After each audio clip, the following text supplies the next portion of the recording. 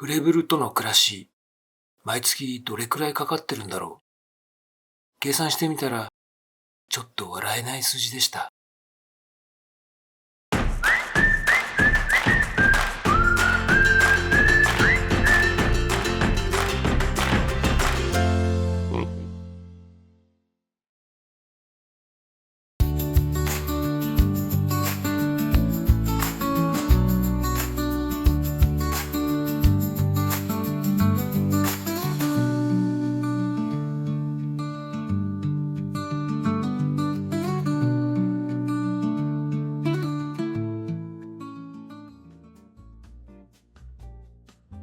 三部比のパパです。フレンチブルドッグを飼い始めて18年目、アラカン59歳です。フレブルに一体いくらかかるのかっていうのは皆さん気になるところですよね。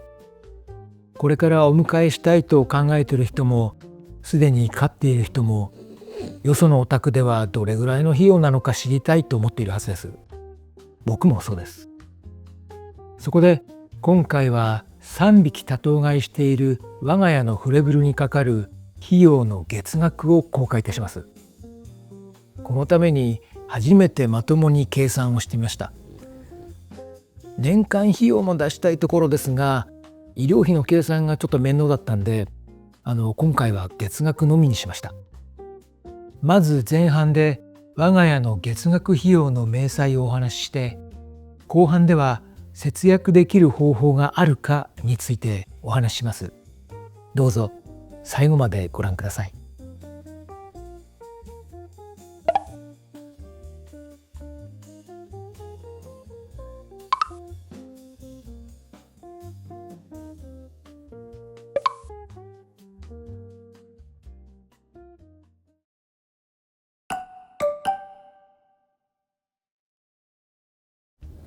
はじめに月にいくらかかっているのかですが、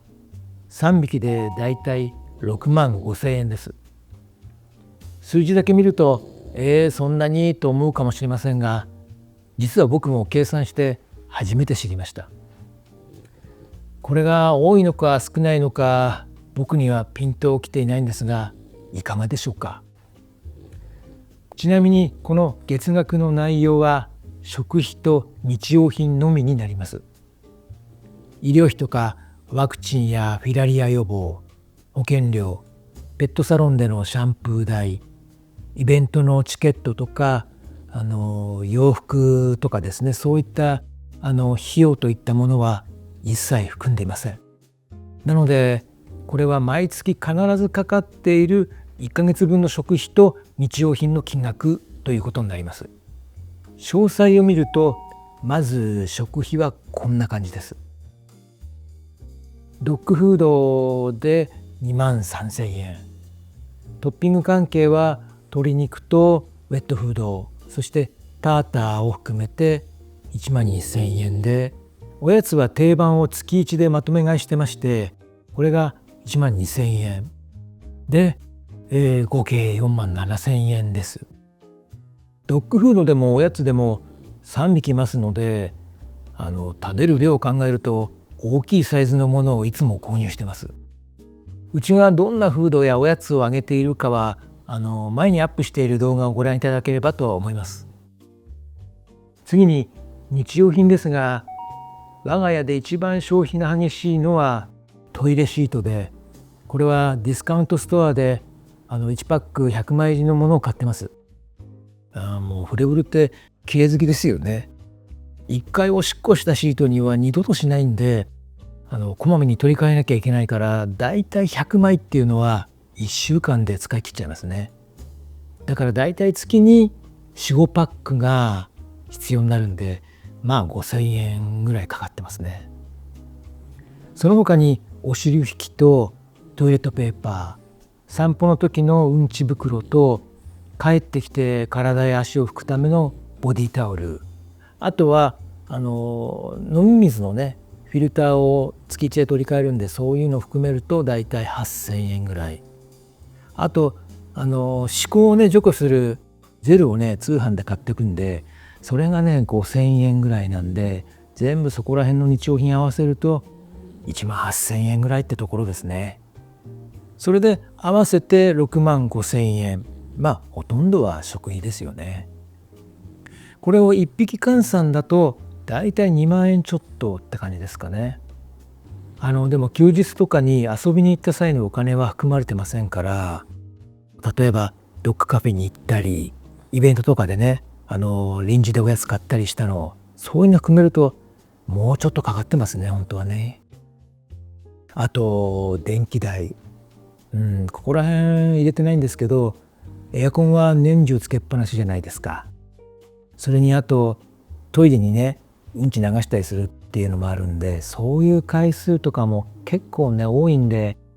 結構水道代ってのもねいってますね、本当はね。で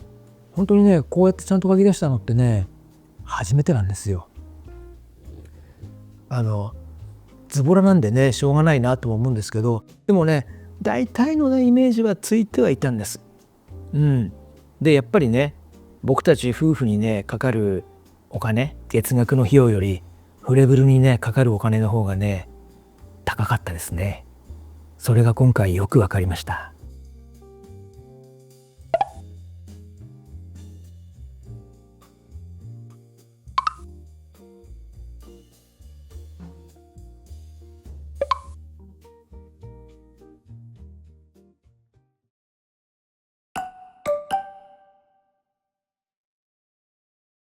改めてフレブルにかかっている金額を見ると、月額6万5千円なら年間だと約78万円です。そこに医療費とかね、いろんな費用を加えたら、そうね、年間だとやっぱり100万は超えてますよね。特にね、医療費は本当にバカにならないです。昨年ボンの秘蔵摘出手術しましたけど、その時には50万円以上かかりました。で今はねそんなに定期的に毎月毎月病院に行くっていうことはねないんですけれど、これがねお嬢の時はねアレルギーだったりとか、あと抗がん剤治療っていうのもしてましたし、あとはストローバイト結石とか尿道炎とかねいうのもありましたし、ボンでもアポキル錠をね毎月毎月飲んでましたんで、そのお金とか、あと外耳炎とか、そういうことでね、だいたい毎月通ってるとねやっぱり1万円以上どうしてもかかってましたね。でこれまでね僕はフレブルに全振りしてたんでね、他にお金をね使うってことがなかったからね、ここまでこうやってこれたんですけど、もうさすがにね還暦間近ですからね、こうなってくるとね、ちょっと入ってくるお金がねやっぱりなくなってくるんで、ちょっと節約しないと本当にねやばいなって感じてます。それでね、どうにかね少しでも節約できる方法はないかっていうことをね去年ぐらいからちょっとね考えてます。というか考えてました。でいくつか実践したりもしてたんですけど、一つはね保険の見直しです。ボンについてはね保険はねもうやめてるんですけど、ひまわりと蘭丸については去年まで普通のね保険に入ってたんですけど、通院をあまりしなくなったっていうのがあるので、手術と入院だけのね保険の方に切り替えました。でこうすることでねだいたい保険料が半額になりました。あとはね食べ物関連がちょっとやっぱり多いんで絞ろうかなっていうふうに考えてはいます。できればね本当は今のね3分の2とか半分とかね、そこら辺にしたいのが正直なところなんですけど、だけどねこの子たちってやっぱり食べるのが一番の楽しみじゃないですか。だからちょっとねこうなかなか切りにくいんですよね。皆さんでもねリアルな節約術っていうのがあればね、ぜひ教えてください。多頭飼いの方、一匹の方でも、それにシニアのね子がいる方とか、どんな工夫ねされてるかとか、これ僕もそうですけどこういうことでね悩んでる方って結構いると思うんでね、誰かの助けにねなりますんで、ぜひコメント欄で教えてください。